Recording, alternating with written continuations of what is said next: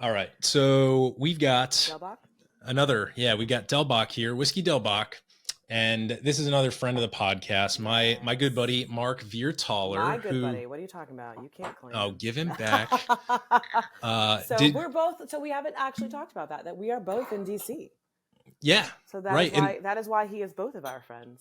And so you met him when he was doing Yes, some work up in Maryland, right? So tell me exactly. about that. Um, yeah. So I actually am, because of my studies and being incredibly obnoxious in my pursuit of people within the industry with more knowledge than me. I'm one of those people that's just like sends random emails and is like, "Hey, can I study with you? Can I learn from you?"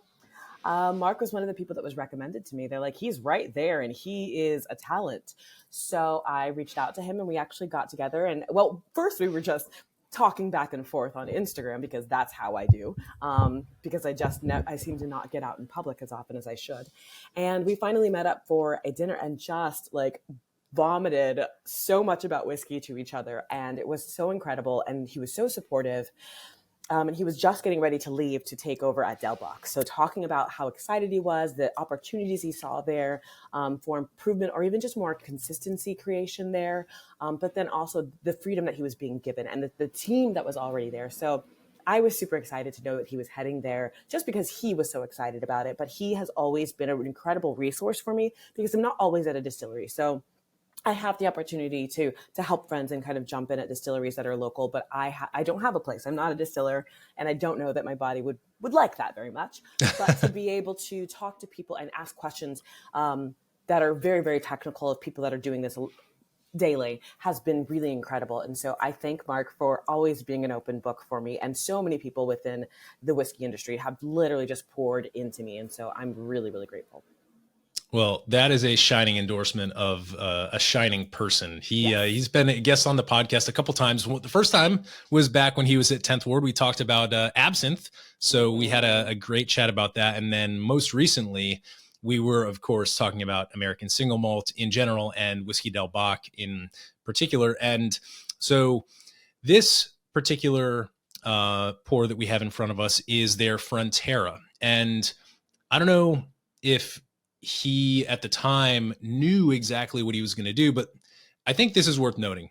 Essentially, Del Bac had a lot of really specific distillery releases that were available, in the state and at the distillery, but really not too much outside of outside of the area. And so what he did is he took some of the most popular of those really small releases. One of them was the Frontera. The other two, I believe, were the Ode to Isla, which is their heavily, heavily mesquited, not peated malt. And then they also have a Normandy, which I believe is matured or finished in Calvados casks. So they took those really successful ones and they said, okay, we're going to scale these a little bit more. These are going to be our kind of annual releases that sit below their kind of standard, their Dorado and some of their other like standard releases, but they're not going to be as esoteric and limited as those distillery only releases. So this is kind of an evolution. You were kind of hinting at like, what's he going to do when he gets there? What kind of process improvement? And I think we're seeing now that this kind of middle tier is exactly what Mark's been working on. Yes, I agree. And I've been very excited about it. He brought the Ode to Isla and some of those other ones, which out to the Craft Spirits Conference. So we were able to really try a full lateral of the expressions that he's been working on. It's really exciting to see where it's going. So knowing that this is named after the city in Jerez, Frontera de Jerez, we must assume sherry here, right? Absolutely. So, in fact, we know exactly what this is finished in. It's finished in Pedro Ximénez sherry butts or botas. And the one thing I think is interesting about this is that the Del Bac, their kind of standard single malts are actually matured in slightly smaller casks than normal, actually 15 gallons. And then we go into these sherry butts that are, I believe, what did I say in the notes? 300 liters or something like that. Quite large. 500 liters I have here in the notes. So, a big departure. Of course, it's a finishing move. But anyway, 13 months in PX sherry botas. Which is What are you important getting? because their initial product isn't aged very long. Hmm. You know what I mean? So this then is actually quite a long finish for them. Right. So, I mean, what do you, I guess we should probably, before talking about this, where do you stand on American Single Malt? Like what's your kind of thoughts on the category? It's about to kind of, hopefully, fingers Hopefully, crossed, we thought get that, TTB what, approval. like a year ago, we thought that was coming out. I'm a huge fan. So I'm a malt person. I just think the capacity that malt, that barley actually no, because I love malted rye and things, but barley itself has such a capacity for flavor. And so being able to use all of these different barleys and the way that they express from specific process choices that are made just really creates this huge diversity of flavor. And so I'm a very, very passionate person when it comes to malt. And I think what is happening with American Single Malt is that we are immediately starting out with very different perspectives on how this should be created, which has created these schools of American single malt. So whether they are more beer focused, whether they're more Scotch focused, or where they're very much terroir and sort of provenance of like, I am American and I am here, so this is what it's going to be like. So there's very different flavors, very different choices coming from all of these different categories. And for me, it's very exciting. And I would love to share it more with the community. I think that what we're going to see coming out of all of these different distilleries is going to be incredibly diverse and exciting. And I mean, I'm thrilled. I'm thrilled about it. Yeah, it is. It is a super exciting category. Definitely, probably in my top 3 of categories to watch. Yeah. So, when I think of sherry finished single malts, I think of, some of the, wow, I just blanked on the region, not Campbelltown. What Speyside, Yeah. right? So I'm thinking of Highlands. all the big Speyside kind of sherry bombs. Yeah.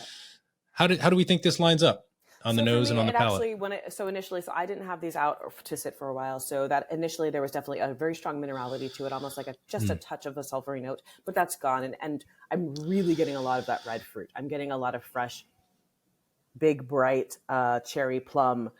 That's really kind of for me what it's leaning into. There's definitely some oak tannin, some trying to think. It's like it's a sourness on the nose, like so maybe some sour cherry, but there's just like a sour note that's in there that's a little bit bright.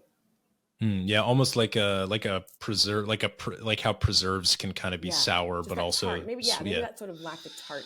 Yeah. Yeah, and if I had to order my favorite whiskey finishing casks, I don't know that PX would necessarily It's be right at the top of the mine. list. Nope. But I think that's because I don't always get like some of those brighter notes from it. Like to me, it often seems very heavy handed of like, God, like, could you tell me it's dessert without telling me it's dessert time right now? Just like, Absolutely. it's so sweet. And Yeah. this is like, because we're pulling out all these fruits, I'm like, okay, like now I can see a really positive use case for this. Whereas typically it's more like currant and prune and like dried and very, very rich. Yeah, This like definitely has a vibrancy about it still. like Christmas fruit cake I always get from it. But this might be, I don't know, I'd be curious to hear your thoughts on this. This to me is almost drinking like a little bit Japanese to me. And so like if I'm thinking, if granted, this is a beautiful sipper on its own and we're this and the next one, talking about cocktails with these is maybe a little bit sacrilegious. Yeah. But highball, like to me, like a beautiful highball made with this would be like, ooh, that's exciting to me.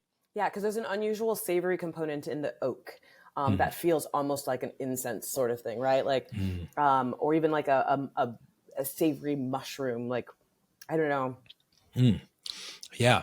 Yeah. And I think, maybe that is like, maybe I still have a little bit of that galangal root, knocking around my brain. You know what? Maybe, yeah. But the savory applications are certainly what I'm thinking about in these first 2 expressions that we've tasted here. So just to give a little bit more info that we have on the tasting sheet here. We talked about the limited release nature of it. So it's aged in new American white oak, then finished 13 months PX, and the MSRP for this limited annual release is going to be $90. So, if you're thinking scotches, other, kind of like trying to compare malt to malt, this is kind of going to be sitting on the shelf around the same price point as some of those special but not hyper rare, like Isla and Highland releases that we see occasionally. I know that like a lot of the Isla ones will do their, I'm thinking like Lefroy Kalila, stuff like that. Yeah. It's kind of clocking in around the same price point. Yeah. So again, I think it's kind of nice to see American distillers being able to kind of, walk through the door and say, boom, we're going to put our limited product on the shelf right alongside, some of these big titans who are putting these offerings out there. Right. Well, I think that honestly, they probably deserve it even more. They're smaller quantities. They're doing everything. Like, these are craft spirits. So, we know here in the United States, especially, malted barley costs a lot more than your corn or your rice or things.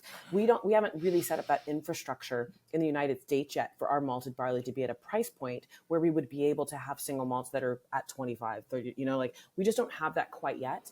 And so I think that this makes absolute sense for where it's coming from and who's making it.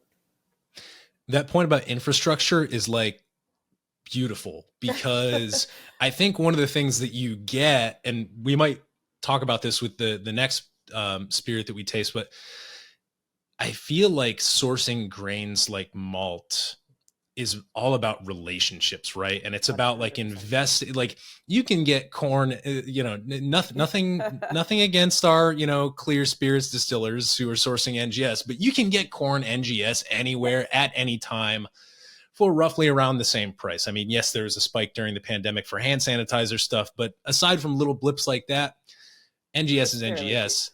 But malt, on the other hand, going completely to the other end of the spectrum, aside from fruit, it's about the most expensive thing that you can work with as your distillate base. And these relationships with the growers are hugely important. I talked with our friend, actually, Lauren Patz, she's currently with Redwood Empire. That was one of the things that she always emphasized, was sort of like the relationships between, the distillers and the malt producers. And I know that Mark has that, and I know that that's also something to talk about with our next spirit. But overall, any kind of closing remarks on the Whiskey Del Bac Frontera? I feel like it was on the nose. I felt like it was going to be a little bit brighter on the palate. I didn't find that. I think there's much more of a richness, much more of a depth there. Almost like a honeyed note, but yes, very much of that sort of, I still get, for me, it's kind of savory on the palate. Yeah.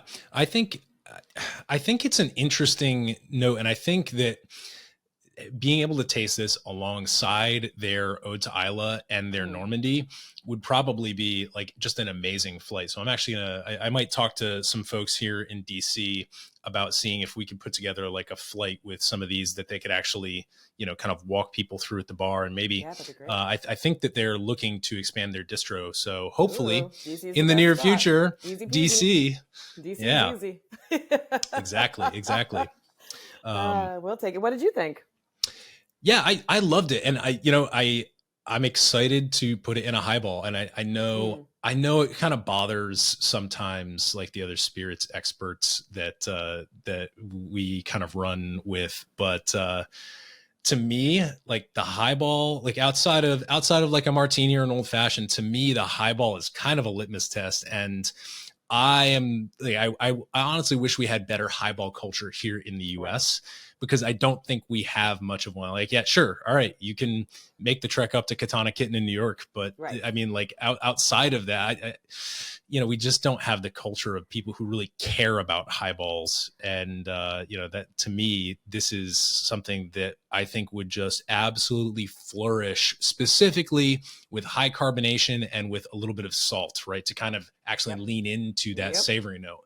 And, Yeah. But So just nobody, yeah, I don't know that there's anywhere that we would go where they would actually know how to prepare a proper highball, that they would right. have their glasses already chilled or know to chill and strain. Like, I don't know that anyone would know to take those full steps to create the proper highball. So then you've got over dilution and you just ruined what we were really intending to see is what happens when you're adding these beautiful bubbles and you're extending those flavors and bringing that proof down just that little bit to really open it up.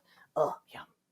So Mark, so we do maybe let's hop on a call, me, you, and Tracie, and we'll talk about how to get some highball programs going in some of the places in Tucson and DC, and really feature these beautiful products. But so with that, let's hit another American Single Malt.